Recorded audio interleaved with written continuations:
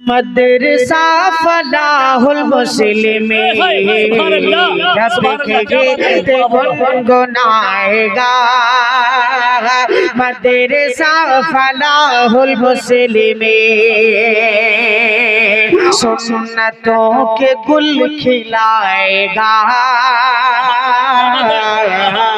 सुन्नतों के गुल खिलाएगा। मदरसा फलाहुल मुस्लिमीन मदरसा फलाहुल मुस्लिमीन الذي أرسله بالحق بشيرا ونذيرا وداعيا إلى الله بإذنه والسراجا قد قال الله تبارك وتعالى في فرقان أعوذ بالله من الشيطان الرجيم بسم الله الرحمن الرحيم إن الله وملائكته يصلون على النبي يا أيها الذين آمنوا صلوا عليه وسلموا تسليما اللهم صل على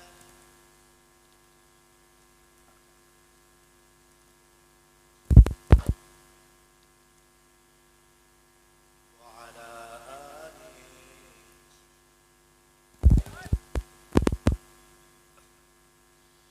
আমার নবী শ্রেষ্ঠ নবী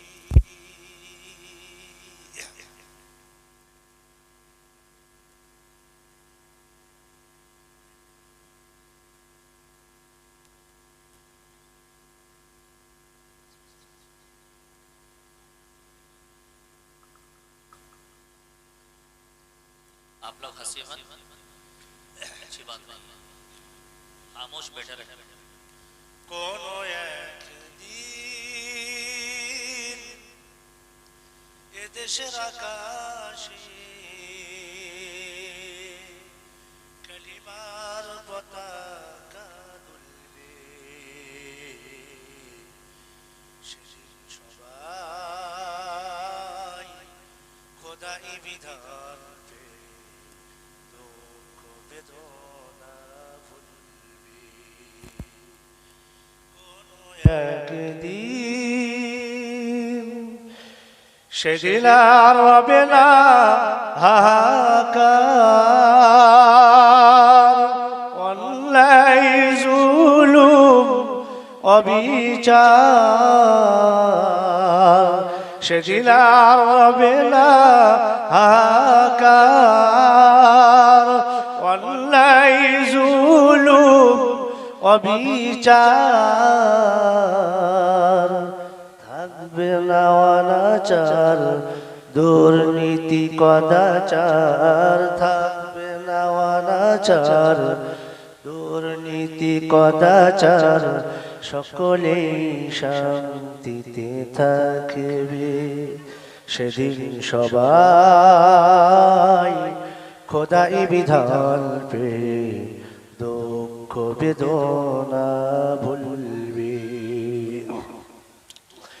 একাকিনী রমণী নির্জন পথে যাবে, কোনজন কটু কথা কবে না, কোনদিন পথে ঘাটে সম্পদের মোহে কোন আর রাহা জানি রবে না। সেই দিন আর নয় বেশি দূরে, সেই দিন আর নয় বেশি দূরে, আর কিছু পথ গেলে মিলবে। সেদিন সবাই খোদাই বিধান পেয়ে দুঃখ বেদনা ভুলবে। অশান্তির কোপানলে মরিস না ধুকে ধুকে, আই তোরা দিকে দিকে ছুটে আয়, যতদিন দূরে যাবে ততদিন পিছে রবে, শান্তি আসিতে এই দুনিয়ায়। খোদার আইন ছাড়া অন্য কিছুতে আর মানুষের শান্তি না মিলবে, সেদিন সবাই খোদাই বিধান পে দুঃখ বেদনা ভুলবে। দরুদ আল্লাহুম্মা সাল্লি আলা মুহাম্মদ ওয়ানজিলহুল মাকআদাল মুকাররাবা ইনদাকা ইয়াউমাল কিয়ামা। सदक़ल्लाहुल अलीयुल अज़ीम। स्टेज पे बैठी हुई हज़ारात उलमाए किराम, पर्दे के पीछे मेरी माँ और बहन, मुअज़्ज़ज़ सामिईन इज़ाम, मैं आपको और एक मर्तबा तहे दिल से मुबारकबाद पेश करता हूँ। अस्सलामु अलैकुम व रहमतुल्लाह। वालेकुम अस्सलाम व रहमतुल्लाहि व बरकातुहू। वक्त की रियायत करते हुए मैं कुरान मुक़द्दस से 2 सवाल करेंगे, चूंकि वक्त बहुत ही कम है। मेरी मादरी जुबान बंगा है। सरजमीन बंगाल के जिला उत्तर 24 परगना के एक गांव जिसका नाम है कटाखाली, वही से मैं यहाँ आया हूँ। सबसे पहले मैं शुक्रगुजार हूँ उस रब्बे कायनात की जिसने मुझे मथुरापुर की धरती पर मुझे लाया और कुरान और अहादीस नबविय्या के मुताल्लिक रोशनी में कुछ बातें बोलने और आपको सुनने की तौफीक इनायत फरमाई। इसलिए बरगाहे इज़्दी में जोर से कहिए अल्हम्दुलिल्लाह। और जो होगा भैया और जोर से बच्चे लोग, मेरी बात समझ में आएगा ना? अल्हम्दुलिल्लाह। और रहमत कामिला नाजिल हो हमारे आका मदानी सरवर कौनैन सल्लल्लाहु अलैहि वसल्लम। अल्लाहुम्मा सल्ली अलैहि अल्लाहुम्मा बारिक अलैहि। मौलाना मूसा साहब ने मुझे बताया कि हजरत आप 13-14 साल से सरजमीन बंगला के कोने कोने गोशे गोशे में तफसीर कर रहे हैं। भुलकाई में आप आए थे, आपकी तफसीर मुझे बहुत अच्छा लगा, लेकिन मेरे मथुरापुर में आलिम क्यों बनना है, आलिम की क्या जरूरत है, इस सिलसिले में कुछ बोलना होगा। मेरे भाइयों और मथुरापुर के लोगों, मैं हर इजलास में हर महफिल में 3 चीज कहता हूँ बयान करने से पहले इब्तिदा। अगर सामिईन इज़ाम 3 चीज पर अमल कर ले तो मुझे बोलने में अच्छा लगेगा और आपको सुनने में कोई दिक्कत नहीं होगी और समझने में भी आसानी पैदा होगी। एक सवाल का जवाब मैं उर्दू जुबान में दूंगा और आखिर में वक्त मिले तो दूसरा सवाल कुरान करीम से कहेंगे। क्यों? इसलिए कि पर्दे के पीछे मेरी माँ बहनें तकरीर सुन रहे हैं, उनके लिए भी एक भी बयान देंगे अगर आखिर में वक्त मिले तो। कुरान तो बता कि किन किन मकामात में वालिदैन का तूने तज़किरा किया है। बहुत वालिदैन की बातें आप सुने हैं मुक़र्रिर से, आज हम आपको बताएंगे वालिदैन क्या चीज़ होती है। लेकिन वो बोलेंगे बांग्ला में, चूंकि मुझे पता चला कि आप बांग्ला भी समझते हैं। हाँ भैया समझते हैं ना? बिल्कुल बिल्कुल मुकम्मल। तो बांग्ला बाद में बोलेंगे, लेकिन पहले सवाल का जवाब मैं उर्दू में दूंगा और आप तो उर्दू जुबान की है अल्हम्दुलिल्लाह। अगर गलती हो जाए तो स्टेज पे हज़रात उलमा बैठी हुई है, आप थोड़ा पकड़ दीजिएगा कि काम या बंगाली को ज़्यादा गलत होता है। क्या करे भाई, मेरा कसूर है, आप थोड़ा पकड़ दीजिएगा इंशाल्लाह।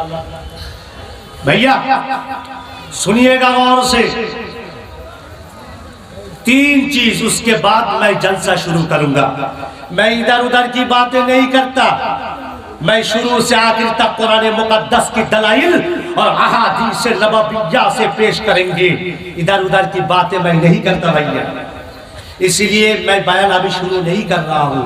बयान से पहले मुअज़्ज़ज़ सामिऊन को 3 चीज पर अमल करना होगा।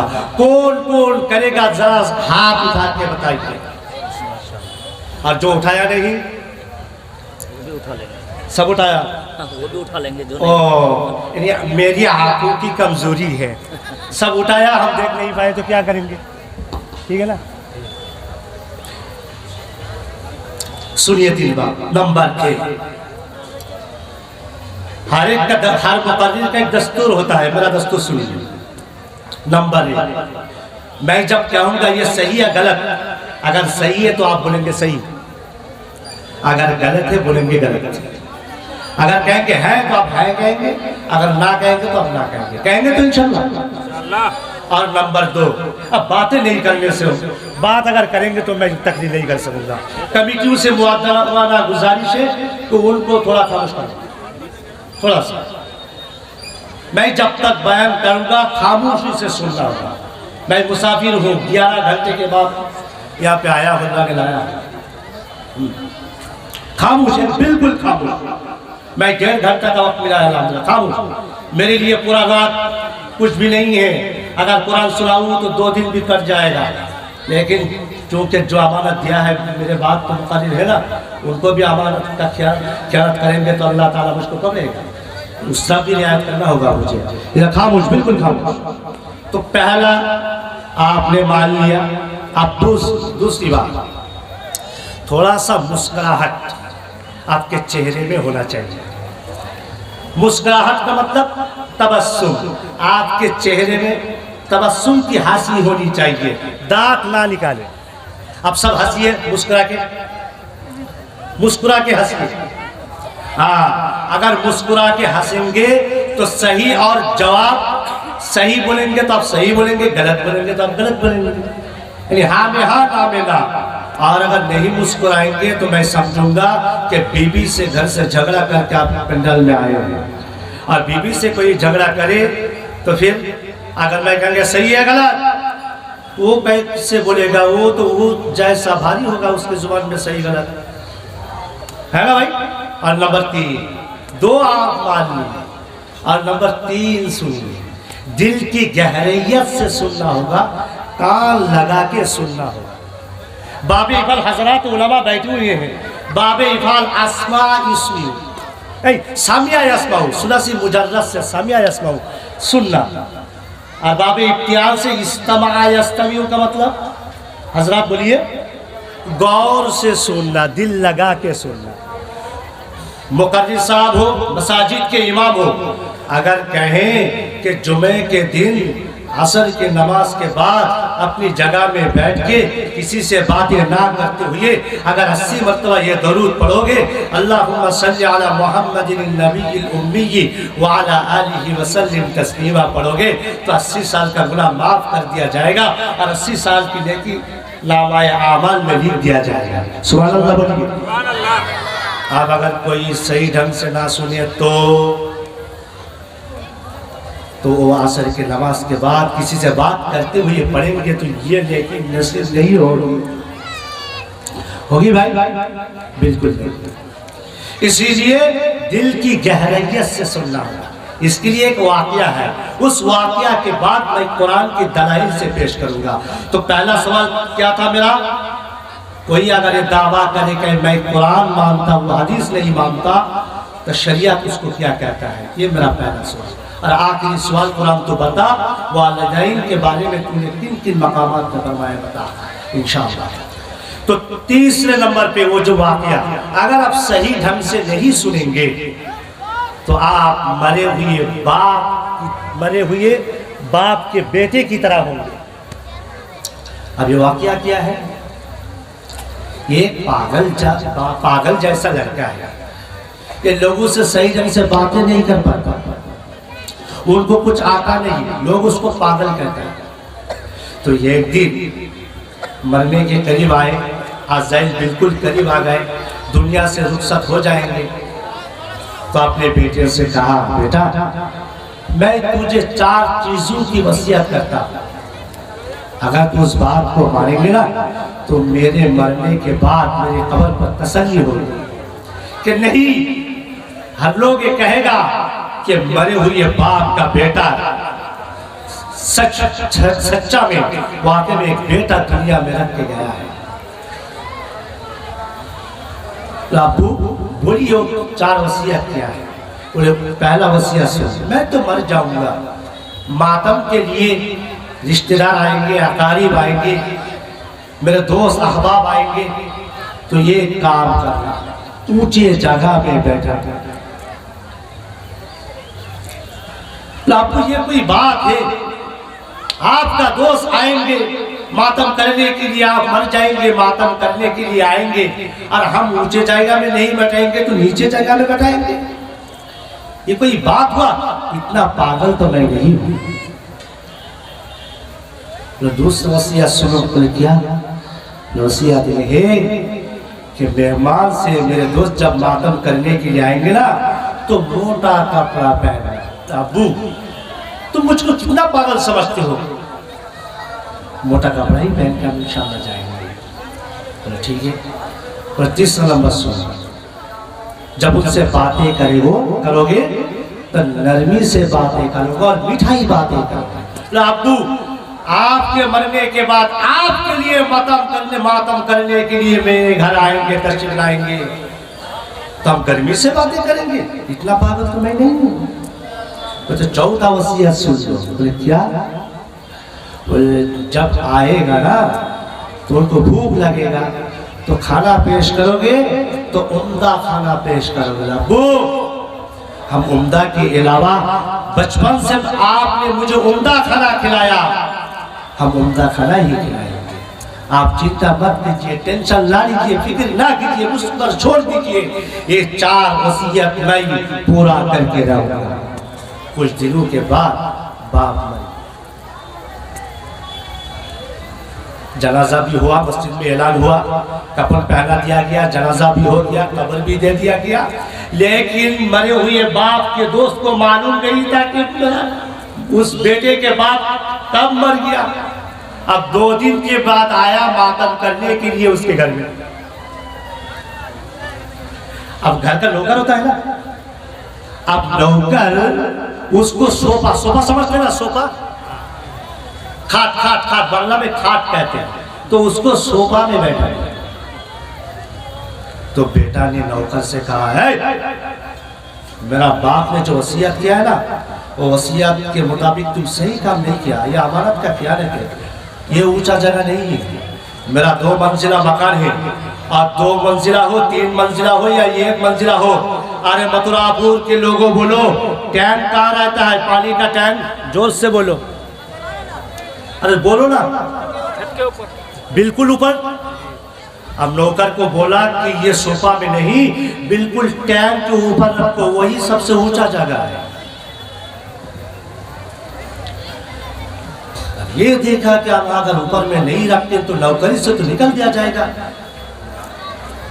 सर अब जो भी कहेंगे हम कबूल है, किसी भी तरीके से हम ऊंचाई में रखेंगे, टैंक के ऊपर ही रखेंगे। वह जनाब सुनिए, ऊपर चल यहाँ आप ऊपर लेके गया 2 मंजिला मकान में। अब वो अगर बोलेंगे तुमको बैठाना है टैंक के ऊपर तो नहीं उठेगा, तो कहा कि वहाँ एक काम है, थोड़ा उठो। तुम मरे हुए बाप का दोस्त समझा कि कोई काम शायद होगा, तो इत्तेफाक से उसके ऊपर उठा। क्या काम है? तो काम नहीं है, काम कीजिए, आप वहां पे बैठिए। अब ये नीचे उतर आया, क्या किया तुमने? मैंने तो टैंक के ऊपर बैठा दिया, आपका इजाजत, आप जो कहेंगे उमर सिंह। ठीक है। अब वो क्या किया? मोटा कपड़ा पहन के उससे मुलाकात के लिए छत के ऊपर गए। गर्मी का मौसम है, मोटा कपड़ा पहना। अच्छा आप बोलिए, ये कपड़ा सर्दी के मौसम में तो जायज है, लेकिन गर्मी के मौसम में ये कपड़ा पहनना जायज है? अरे जोर से बोलो ना, जायज है? नहीं। अब मोटा कपड़ा पहन के 2 मंजिला मकान में गया। वो मातम तो दूर की बात है, गुस्सा कर रहे हैं। अब मरे हुए बाप के बेटे से उसने कहा, क्या कहा कि आपके अब्बू दुनिया से कब चला गया? तो उसके बाद में कहा कपास। कपास कहते हैं तूलो को, बांग्ला में तूलो कहा जाता है। उसके बाद कहा किस बीमारी से मरा? तो कहा गुड़। वो खेजूर का जो रस होता है ना, खेजूर का रस, उसको कहते हैं गुड़। ये सोच, जो कह रहा हूं इसका सवाल, इस सवाल का जवाब तो सही नहीं दे रहा है। सवाल चुनी, जवाब है दीगर। तो फिर आखिर मरे हुए बाप का बेटा नीचे आया और फिर कहा, ऐ नौकर उसको नीचे लेके आओ। और उसको नीचे लेके आया तो उम्दा तरीन खाना पेश कर दिया गया। अब खाना सही ढंग से पका नहीं,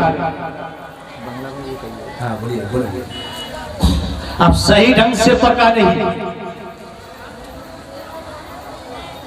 गोश्त मुंह में दे रहा है, सही ढंग से वो काट नहीं पा रहे हैं।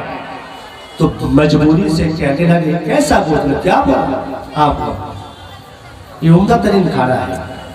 अब खाते खाते बेसब्री से उन्होंने सवाल किया, अच्छा तुमने ये जो हरकत किया मुझे पसंद नहीं आया, अब मैं तुमसे सवाल करता हूं, तुम बताओ, मैं तुम्हारे बाप मर गए हैं, उसके मातम के लिए आप तुम्हारे घर तशरीफ लाए, तो तुम मुझको टैंक पर बैठा दिया क्यों? तो बेटा ने कहा कि मेरे बाप मरने से पहले वसीयत किया था। क्या वसीयत? कि मेरे दोस्त मेरे मरने के बाद मातम करने के लिए जब आएंगे ना तो ऊंचे जगह में बैठना। तो मेरे घर में ऊंचा जगह तो टैंक के अलावा और नहीं है, इसलिए मैं वहां बैठा दिया। अच्छा आप हजरत बताइए, मरे हुए बाप ने जो वसीयत किया था, क्या इसलिए वसीयत किया था कि टैंक पे बैठा दो? जोश से बोलो। नहीं।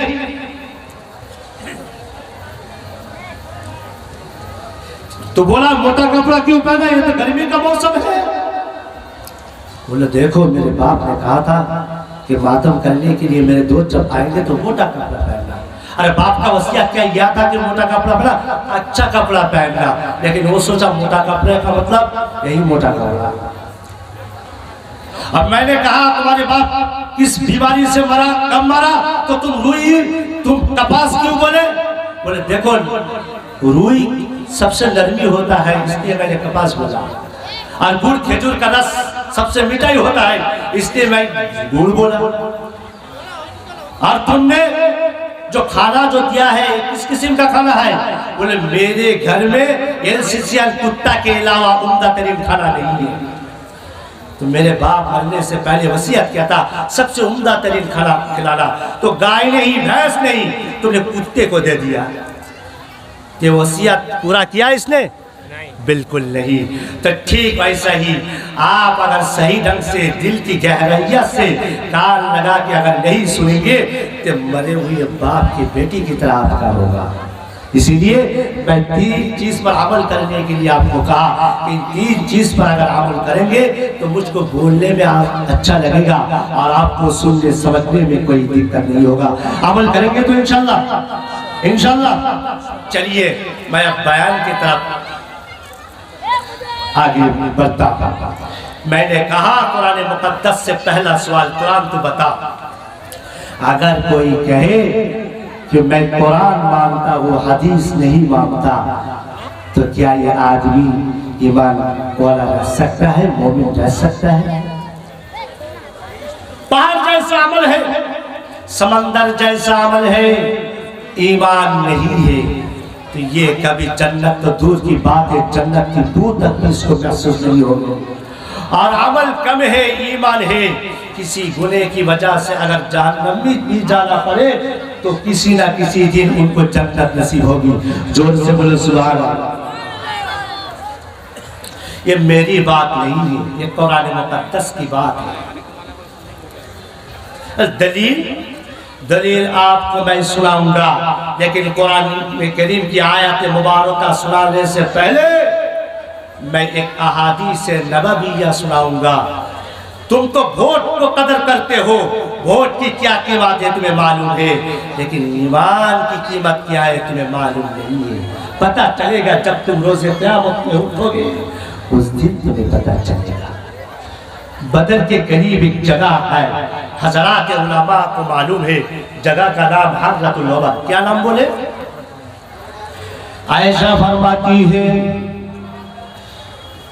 मेरा शौहर सैयदुल कौनैन फख्र दो आलम अशरफुल अंबिया मेरे घर से निकले, बदर की तरफ जाने का इरादा किया। बदर के करीब हर्रतुल वबर एक जगह का नाम है।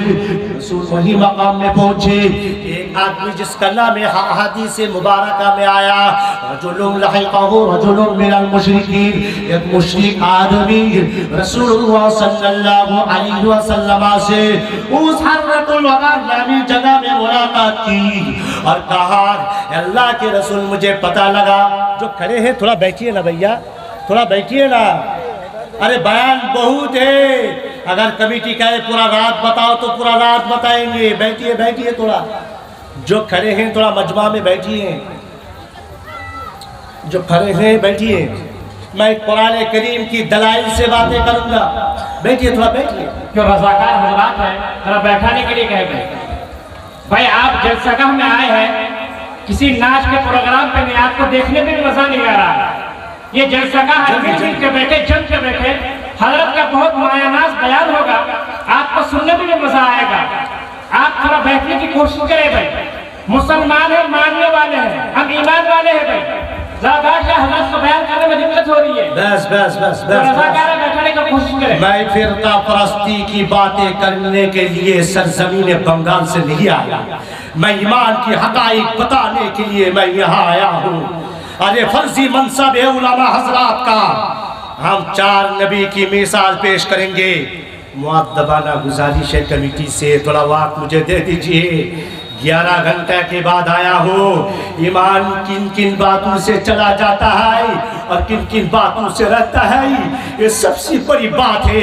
मेरी तकरीर को उठा के देखिए, 13-14 साल से बातें कर रहा हूँ सरजमीन बंगाल में। तकरीर को उठा के देखिए, हर तकरीर में मेरा ईमान का तज़किरा है। जोर से बोलो सुभान अल्लाह। जिसका ईमान नहीं है रोज़े क़यामत में वो सबसे ज्यादा लाचार होगा, कोई उसको बचाने के लिए नहीं आएगा। ये दलाइल के साथ मैं पेश करूंगा, थोड़ा हदीस मुबारका सुनिए। ये बहुत कीमती बातें हैं, थोड़ा गौर से सुनिए भाई। जो मथुरापुर के लोगों, मैं आपके भाई हूँ। ईमान क्या चीज़ होती है ये समझाने के लिए 11 घंटा की सफर मैंने किया है। हम कुरान करीम की दलाइल से पेश करेंगे, थोड़ा सुनिए। लाहिक़हु रजुलुन मिनल मुशरिकीन, एक मुशरिक नौजवान आदमी बदर के करीब हर्रतुल वबर नामी जगह में मकाम में रसूलुल्लाह से बयान कहा, ऐ रसूल मुझे पता लगा आपके बहुत दुश्मन हैं,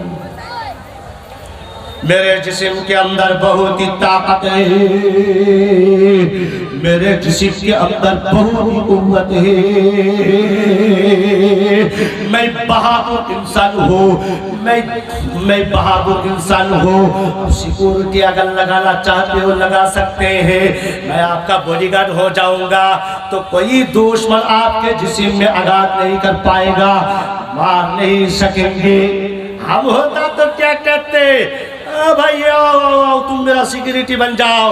अरे मेरे कंट्री इंडिया है, इंडिया के पार्लियामेंट में मिस्टर असदुद्दीन ओवैसी ने जब उनको जुल्म तशद्दुद किया गया था तो पार्लियामेंट में स्पीकर ने कहा, असदुद्दीन तुम्हें तो सिक्योरिटी हम देना चाहते हैं। तो असदुद्दीन ने कहा कि अखलाक को तुमने कत्ल किया तो मेरी जान अखलाक की जान से बढ़कर नहीं है।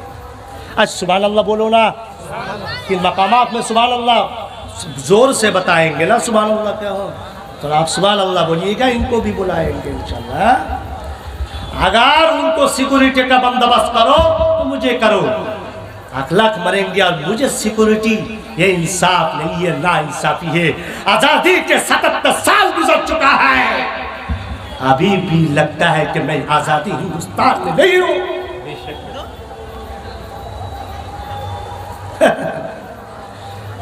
बहुत कुव्वत दिखा रहा है, मैं बहादुर इंसान हूं। अब बताइए सिक्योरिटी लगेगा? नबी ने कहा हाँ दरकार है मेरा, लेकिन एक शर्त पर। नौजवान ने कहा सैयदुल कौनैन, मैं आपको नहीं मानता, मैं मुशरिक हूँ, अल्लाह खालिक है और हम सब, जोर से बोलो हम सब सुभान अल्लाह। कहा सुभान अल्लाह। अरे भाई ये क्या समझ रहे हैं? बच्चे हैं तो इनको यहाँ बैठा दिया क्यों? अरे जो अक्लमंद है उलमा हजरत बैठिए, आप सुने मेरी बात। क्या बोले मैं? क्या बोले अभी क्या बोले? अरे अभी सुभान अल्लाह से पहले क्या बोले? हाँ अल्लाह खालिक है और हम खालिक और मखलूक कभी एक नहीं हो सकता। जिस दिन एक कर दोगे तुम मुशरिक बन जाओगे। ये कहा है पारा नंबर 25 सूरह कलम शूरा सफ़ा नंबर 2 बिल्कुल ऊपर में। हज़रात उलमा से पूछते हैं या नहीं? उपास इकराम है लैसा कमिस्लिही शैउन व हुवा समीउल बसीर। अल्लाह जैसा कोई नहीं है। मुशरिक आदमी हररतुल वबरनमी जगह में रसूलुल्लाह से मिले मुशरिक है, मजूसी हाथ की परस्तिश करने वाले हैं, अल्लाह के अलावा दीगर मखलूक को भी पूछते हैं। ये मुशरिक आदमी रसूलुल्लाह से मिले, अल्लाह के रसूल ने कहा एक शर्त पर मैं तुम्हें सिक्योरिटी की तार लगाऊंगा, अगर एक शर्त तुम मनोगे। वो एक शर्त क्या है बताओ सैयदुल कौनैन? बोलो वो एक शर्त ये है अतुमिनु बिल्लाहि व रसूल। तुमिन फेले मुजारे हाजिर, हाजिर मुजारे हाजिर मुजक्कर हाजिर। क्या है अतुमिनु बिल्लाहि व रसूलिही? क्या तुम अल्लाह रसूल को मानते हो? काला उसके अंदर हुआ ज़मीन है, ये काला वो मुशरिक लड़का नौजवान है, वो कहता है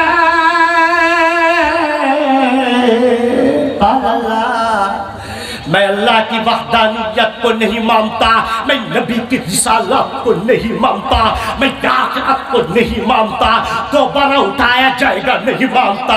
कुरान करीम पारा नंबर 14 सूरह नंबर सफ़ा नंबर 4 ऊपर में है, जो हम कब्र देने के वक्त मिट्टी ऊपर में डालने को कहते हैं। मिन्हा बोलिए ना मथुरापुर के लोगों, ये तो आपको मालूम है। मिन्हा खलक़नाकुम, भाई बोल लो इनको थोड़ा उठाओ ना।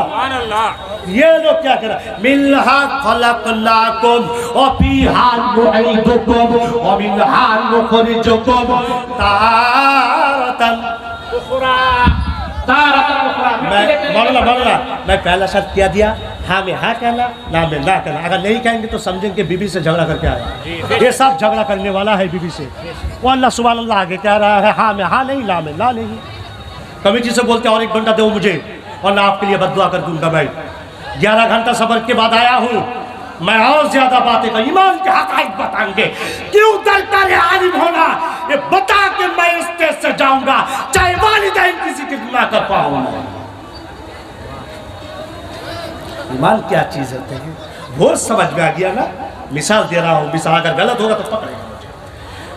मैं रोजाना 8 घंटा मुताला करता हूँ, 27 तफसीर मुझे पढ़ लिया है भैया। 2012 साल में 17 लड़की वेस्ट बंगाल में फर्स्ट हुआ। मैं 1 साल में हिस्स कंप्लीट किया।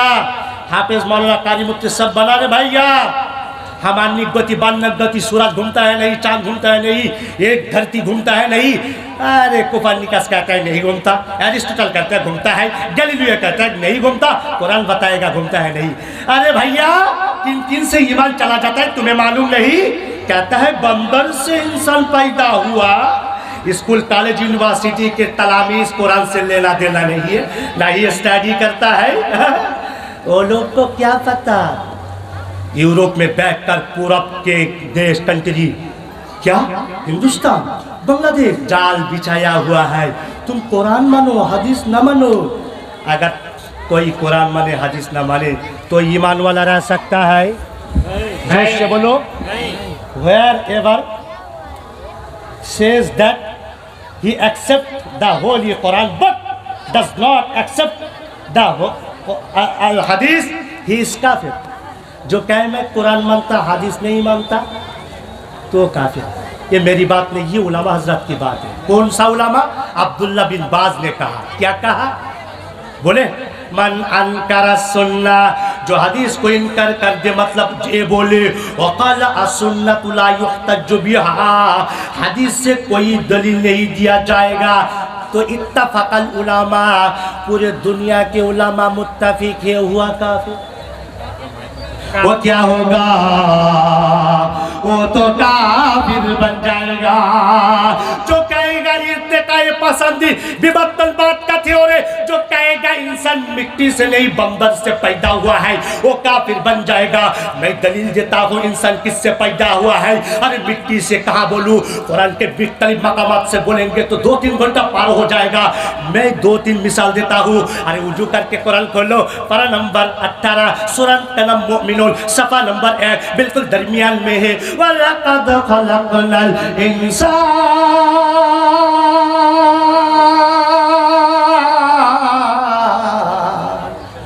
मिन सुलालतिन मिन तीन। इसका बांग्ला तर्जुमा, আল্লাহ বলছেন আমি মাটির নির্যাস থেকে তোমাকে তৈরি করেছি। ওটার উদ্যোগ হলো मैंने मिट्टी के जौहर से तुमको बनाया। अब कहाँ बनाया? वो कारीगरी जगह कहाँ है? मौलाना साहब बोलिए। ये क्या होता है तुम्हारे पेट में? वो पर्दे के पीछे जो सुन रहा है उसके पेट में, तुम्हारे पेट में नहीं होगा। तुम जैसा आदमी हो, अगर कुत्ता मरे छोड़ दे, समझे नहीं? सुम्मा जअलनाहु नुतफतन फी करारिन मकीन। বাংলা তরজমা होता है আমি শুক্রাণু के মাটি থেকে শুক্রাণু তৈরি করে সুরক্ষিত জায়গায় রেখেছি। এর উর্দू का तर्जमा होता है मिट्टी से नुतफा पैदा करके महफूज मकाम में रखा है वो मादर रहम। अब उसके बाद सुम्मा खलकनन नुतफता अलकतन फखलकनल अलकता मुज़गतन फखलकनल अलकता मुज़गतन फखससौनल इज़ाम लहमा सुम्मा अंशअनाहु खल्क़न आखर फतबारकल्लाहु अहसनुल खालिक़ीन। तुम जो फल फूल खाते हो उससे उस मिट्टी से मैंने तुमको पैदा किया। मिट्टी से नुतफा बना, नुतफा से खून बना, खून का बनाया, लोथड़ा बनाया। उसके बाद तुमको क्या बनाया? गोश्त के बोटी बनाए। उसके बाद हड्डी, फिर गोश्त को हड्डी में चढ़ाया। इसी तरीके से नए अंदाज में तुम्हें पैदा किया। मैं अल्लाह बताता हूँ, ये मंतिक अल्लाह जी के जो पैदा करता है सच वही बता सकता है, जो पैदा नहीं करता साथ वो बता नहीं सकता है। ये कहाँ है? कुरान करीम में है। पारा नंबर 5 सूरह का निसा सफ़ा नंबर 5 सफ़ा नंबर 10 बिल्कुल नीचे में है।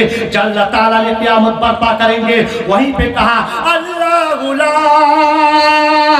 इलाहा इल्ला हु यजमअन्नकुम इला यौमिल क़ियामति ला रैबा फीहि व मन अस्दक़ु मिनल्लाहि हादी। वो कीरा 17 पर 5 पर 17 नंबर सफा में कीरा वो बताएंगे। बहुत बढ़िया मौलाना है, इनका अकल है अल्हम्दुलिल्लाह, बहुत इल्म है अल्हम्दुलिल्लाह। बता दिया मुझसे पहले, वही जगह हम जाएंगे। वमन अस्दक़ु मिनल्लाहि हदीसा, हदीसा है वहीं पे किला है। अल्लाह बताता है क़यामत मैं बर्पा करूंगा, इसमें कोई शक नहीं है। उस दिन तुम्हें जमा करूंगा। मैं बता रहा हूँ मैं अल्लाह क़यामत करूंगा।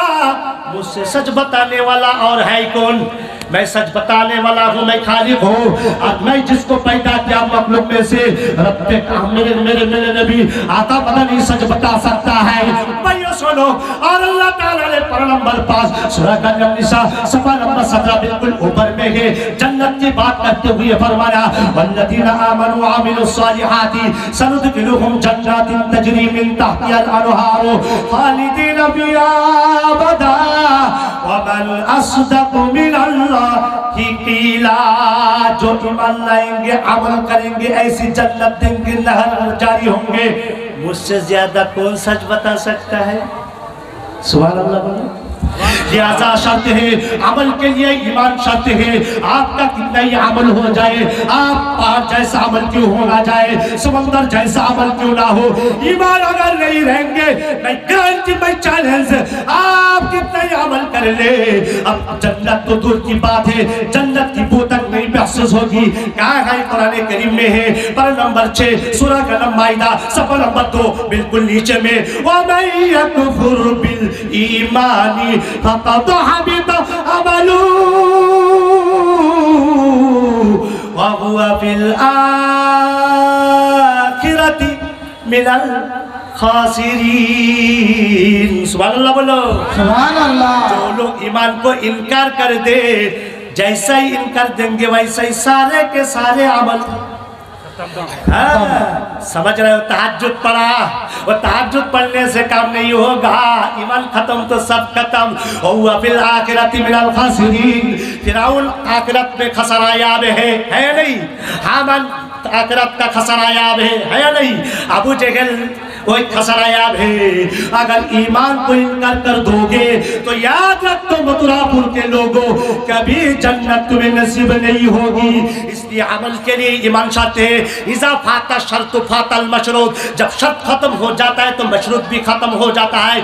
नमाज के लिए वुजू शर्त है, अगर वुजू ना होगा तो नमाज भी नहीं होगी। तो ऐसा ही अमल के लिए ईमान शर्त है। हुजूर कहाँ है अमल के लिए ईमान शर्त है? हम 5 जगह से दलील पेश करेंगे, एक एक करके सुन लो। नंबर 1 पर नंबर 5 सूरह का नंबर निसा सफा नंबर 17 बिल्कुल दरमियान में है। व मैं यामल मिनस सालिहाति मिन ज़करिन औ उन्सा व हुवा मुमिन। मर्द हो औरत हो, जो भी अमल करे शर्त है कि मोमिन हो। अगर मोमिन होगा फउलाइका यदखुलूनल जन्नह, तो उसे जन्नत में दिया जाएगा। वला युज़लमूना नक़ीरा, जरा सा भी जुल्म नहीं किया जाएगा, जरा सा भी धोखा नहीं दिया जाएगा। हुजूर एक दलील और दलील पर नंबर 15 सूरह का नंबर बनी इस्राइल सफा नंबर 2-3 बिल्कुल ऊपर में है। वमन अरादल आखिरता व सआ लहा सअयहा व हुवा मुमिन फउलाइका काना सअयुहुम मशकूरा। जो आखिरत चाहता है, कोशिश करते हैं मैं तो उसकी कोशिश की कदरदानी करूंगा, लेकिन शर्त मोमिन होना चाहिए। अगर मोमिन ना हो कितना ही सदका करे, गैर मुस्लिम सदका करता है, लेकिन ईमान नहीं होने से वो सदका कोई काम नहीं आएगा। भैया मथुरापुर के लोगों, शर्त मोमिन है, मोमिन होना चाहिए। और मिसाल दीजिए मुफ्ती साहब। अरे मिसाल देने के लिए तो स्टेज पे चढ़ा हूँ मैंने। अरे पर नंबर 16 सूरह का नंबर ताहा सफा नंबर 18 बिल्कुल क़यामत के बयान करते हुए नीचे में फरमाया वमन यामल मिनस सालिहाति व हुवा मुमिनुन फला यखाफु ज़ुल्मन वला हज़बा। अगर ईमान रहेगा तो कोई टेंशन लेने का नहीं, कोई डर की बात नहीं। और कहाँ पे है? अरे पर नंबर 14 अरे सूरह का नंबर नहल अरे सफा नंबर 17 बिल्कुल ऊपर में है। अल्लाह कहता है मन आमिल सालिहन मिन ज़करिन औ उन्सा व हुवा मुमिनुन फलनुहयिन्नहु हयातन तय्यबा। अमल के साथ अगर ईमान रहेंगे, हयात तय्यबा तुम्हें नसीब कर दिया जाएगा। इस तरीके से अल्लाह मुख्तलिफ मकामात में अल्लाह ताला कहता है अमल के लिए ईमान शर्त है। जोर से बोलो सुभान अल्लाह। सुभान अल्लाह। ऐ मुश्रिक नौजवान, अगर तुम्हारे पास ईमान होता तो जरूर सिक्योरिटी लेगा, लेकिन ईमान नहीं रहेगा, दौलत हो, माल हो, सुल्तनत हो, कुछ भी काम नहीं आएगा। और अगर ईमान होगा तो मैं सुपारिश करूंगा, शफाअत करूंगा। कहाँ पे है? पर नंबर 29 सूरह नंबर हाका सफा नंबर 2 बिल्कुल नीचे में है। अल्लाह कहता है जो लोग कैसे समझता है दुनिया मेरा क्या कि मेरे पास माल है बच जाएंगे, मेरे पास सुल्तनतें बच जाएंगे, लेकिन अल्लाह क्या कहता है फाम्मा मन ऊतिया किताबहु बिशिमालिही फयक़ूलु या लैतनी लम ऊता किताबिया। अमलनामा जिसके बाएं हाथ में दिया जाएगा वो कहेगा लम ऊता किताबिया। अगर अमलनामा ना दिया जाता वलम अदरी मा हिसाबिया, अगर हिसाब के बारे में मुझे मालूम ना होता, या लैतहा कानतिल काज़िया, अगर अल्लाह ताला मुझको हम सबों को मार देते। उसके बाद क्या है? मा अगला अन्नी मालिया उस दिन दौलत कोई काम नहीं आएगा। हलाकाली सुल्तानिया, उस दिन सुल्तनत भी कोई काम नहीं आएगा। तो क्या काम आएगा? अरे ईमान काम आएगा। अरे तुम्हारा फिक्र क्या है? मैं बताता हूँ। ये हजरात उलमा का फर्जी मनसब है। अगर हजरात उलमा मस्जिद में बैठकर तस्बीह और तहलील करे, मैं चैलेंज करता हूँ, इन लोगों को पकड़ा दिया, इन लोगों को पकड़ होगी, पकड़ा जाएगा। এই সমস্ত লোকদেরকে ধরা হবে, কিয়ামতের দিন এই সমস্ত লোকদের বলা হবে তোমাদেরকে মাদ্রাসায় পড়তে দেওয়া হয়েছিল, তোমরা আলিম বেড়েছো, কেন তোমরা ওদেরকে বলোনি? ওদের ঈমান সম্পর্কে জানা ছিল না, কেন ঈমান কি হাকাইক তোমরা বলোনি? তাই কোরআন শরীফ আলিম হওয়া কতটা জরুরি, পারা নাম্বার 11 সূরা নাম তাওবা পৃষ্ঠা নাম্বার 5 একেবারে নিচের দিকে আছে, ওয়া কানাল মুমিনুনা লিয়ানফিরু কাফা। যারা বলে এই তোমরা সব জিহাদে চলো, তোমরা সব জিহাদে চলো, না ভাই, সব জিহাদে গেলে চলবে না। কিছু মানুষকে, এই মানুষ আগে শুনুন, কিছু মানুষকে আলিম হতে হবে। সবাই যদি জিহাদে যায় তো জাতিকে সতর্ক করবে কি? এখন অনেক সময় কথা বাজে, যেটা আমার কথা বাজে আর কখন বলবো আর আধা ঘন্টা শুনুন। ইমানের ব্যাখ্যা প্রচুর আছে, একটুখানি বলে পর আমি पिता मातार একটা ঘটনা বলে বক্তব্য শেষ করব। पर देखे पीछे महिला सुन रहे हैं, थोड़ा सा ईमान की बातें करके इंशाल्लाह वालिदैन की, पिता माता की एक तो घटना वाकया बोल के हम बात को इख्तिताम कर देंगे इंशाल्लाह आधा घंटा के अंदर।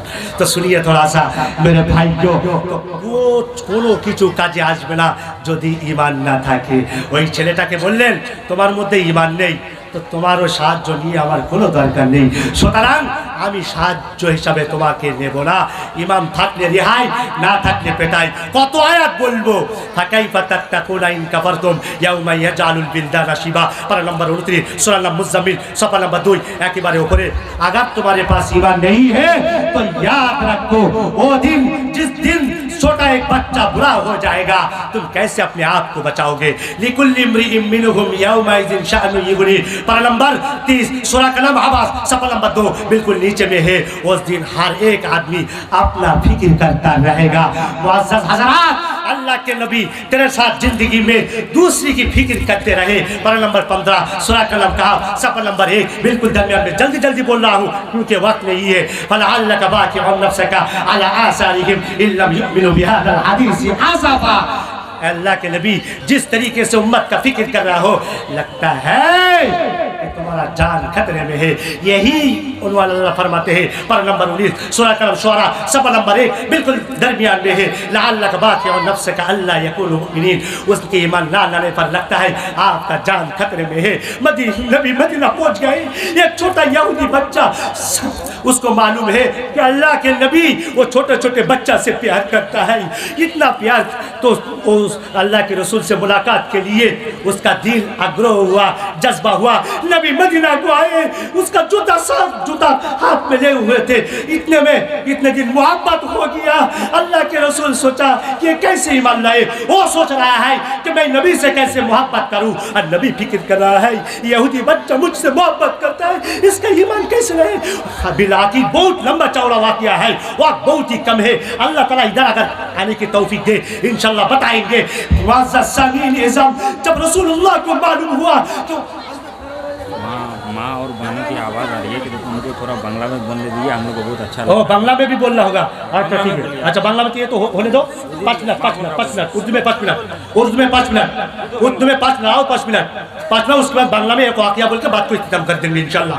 और 5 मिनट तो क्या बात है भाइयों, क्या बात है? क्या बोले अभी नहीं, क्या बोले? बच्चे का ईमान कैसे? हाँ, बच्चा का ईमान, अल्लाहू अकबर, सिर्फ तस्बीह तालीम करने से नहीं होगा। बच्चा का ईमान, और मदरसा इंसान को इंसानियत बनाता है, स्कूल कॉलेज इंसानियत के नाम पर जिहालत करता है। वो लंबा चौड़ा वाकया है। जब दिल में खबर आया कि वो बच्चा मरने के करीब है, अल्लाह के रसूल उसके घर गए। उसके बाप सोचा कि सय्यदुल कौनैन मेरे बच्चे की मुलाकात के लिए मेरे घर वापस आए। ये कोई आम इंसान नहीं हो सकता है, ये अल्लाह के नबी है। उस बच्चे की गोद सर पे गया और गोद में उसके सर को गोद में रखा और कहा, बेटा तुम मुझसे मोहब्बत करते हो, यहूदी होकर मरोगे, अरे भाई ईमान रखो। तो बच्चा अपने बाप की तरफ ख्याल करते नजर करते हुए देखा, तो बाप ने कहा, बेटा मेरी तरफ मत देखो, आका मदनी की तरफ देखो, वो तुम्हारी खैर चाहता है, तो ईमान कबूल कर लो। कहा, ला इलाहा इल्लल्लाह मुहम्मदुर रसूलुल्लाह। ईमान क्या चीज होता है, ये थोड़ा सा वाक्य बोल के बांग्ला में बोलूंगा। हजरत अल्लामा पीर जुल्फिकार नक्शबंदी समरकंद को सफर किया, अब जुमे की नमाज अदा किया, खुतबा दिया, तो वहाँ के सबसे बड़े मुफ्ती समरकंद के तो कुछ नौजवान जुमा के बाद कहा कि आपकी मुलाकात चाहती है मेरी मम्मी। उसने कहा कि हजरत ये बच्चा जब चाह रहा है, मांग रहा है, तो आप थोड़ा उनके माँ के पास चले, वो आपकी मुलाकात का दरखास्त करता है। तो अल्लामा जुल्फिकार नक्शबंदी ने समरकंद के उस आदमी से मुफ्ती आजम को लेकर के उस बच्चे की मां से मुलाकात करने के लिए गए। नौजवान मथुरापुर के लोगों याद रखो, उस दिन अल्लामा जुल्फिकार ने उस मुफ्ती आजम समरकंद के साथ उस मां को देखने के लिए गए, तो देखा सहन पे चारपाई रखा हुआ है, चादर उसके मुंह में डाल दी गई है। समरकंद बहुत लंबा चौड़ा वाकया है। तो वो समरकंद वो अल्लामा जुल्फिकार नक्शबंदी जब करीब हुए तो कहा कि मम्मी आपकी दुआ लेने के लिए मैं आया हूँ। तो चादर के अंदर हाथ उठा के कहने लगे, ऐ अल्लाह सबसे पहली दुआ इनको ईमान की सलामत रखना, जोर से कहो सुभान अल्लाह। और कोई दुआ नहीं किया, सिर्फ ईमान की दुआ किया कि अल्लाह इस आदमी को ईमान की सलामत रखो। याद रखो कम्युनिज्म का दौर था, उसको बांग्ला में कहता है शम्मोबाद, दैरियत किस्म के लोग। ये आदमी समझ रहा था, ये आदमी उस दौर में सोचा नहीं महिला के पास ईमान की दावत देना होगा, अगर इनके पास ईमान नहीं रहेगा तो जहन्नम चला जाएगा। गहरिया किस्म के फौजी लगता है जिना करेगा, इज्जत लूट लेगा, कहता है मेरा इज्जत लूट ले, मेरा खत्म कर दे, गिरफ्तार कर दे, लेकिन जब तक मेरे लहू में जान है मैं ईमान की दावत देता रहूंगा। 70 साल से ईमान की दावत दी, 90 साल में जेल में बैठकर उस आदमी के लिए दुआ किया, ऐ अल्लाह उसको ईमान की सलामत रखना, इसे कहते हैं ईमान की कदरदानी। सुभान अल्लाह। भाई जो बहुत बातें हैं, अगर वक्त दिया जाता कमिटी की तरफ से तो मैं आपको बता सकती ईमान है क्या चीज। ये फर्ज मनसबी है हज़रात उलमाए किराम का। ये 4 मिसाल दे सकते हैं मैं, हजरत शुआइब की, हजरत नूह की, हजरत आका मदनी की और हजरत मूसा की। अल्लाह ने कहा पर नंबर 16 सूरह का नंबर सफा नंबर 3 नीचे में लंबा चौड़ा वाकया। अरे मूसा अल्लाह का तारू वहदानियत बता रहे हैं। फिरौन मिस्टर कहता है ये तुम्हारा रब कौन है? कहता है अल्लज़ी यंसा क़ाला इल्मुहा इंद रब्बी किताब ला यज़िल्लु वला यंसा, गलत भी नहीं करता नहीं भूलता। अरे मूसा नबी अल्लाह की वहदानियत बताने के लिए मस्जिद में तालीम नहीं किया, मस्जिद में चुपचाप बैठा नहीं, अल्लाह की वहदानियत बताने के लिए कौम के पास गए। शुआइब की बातें करूं, अरे शुआइब की कौम तो कमोबेशी करते थे। पर नंबर 30 सूरह का नंबर मुताफिफिन वैलुल लिल मुताफिफिन अल्लज़ीना इज़ा कालू अलल नास यस्तौफून व इज़ा कालूहुम औ वज़नूहुम युखसिरून। जब खरीदते थे ज्यादा करके, देते थे कम करके। अल्लाह कहता है यौम यक़ूमुन नासु लिरब्बिल आलमीन, जिस दिन क़यामत बर्पा हुआ उस दिन तुम्हें उठाया जाएगा। डरो उस दिन से। बहुत सारी बातें हैं, मैं यहीं पर ईमान की हक़ाइक़ खत्म कर रहा हूँ। अल्लाह हम सबों को ईमान पर जमे रहने की तौफीक दे, सब कहे आमीन। चलिए पर्दे के पीछे से एक तो वाक़या सुनेंगे पितामाता का। बोल के चाय का, अरे चाय कहाँ है? चाय, अरे चाय कहाँ है? चाय बस आज ज्यादा वक्त नहीं है। पर्दे के पीछे माँ बहन ने बोला बांग्ला में एक तो महिला के बारे में थोड़ा बताओ, एक तो वाकया बोल के इंशाल्लाह जल्दी जल्दी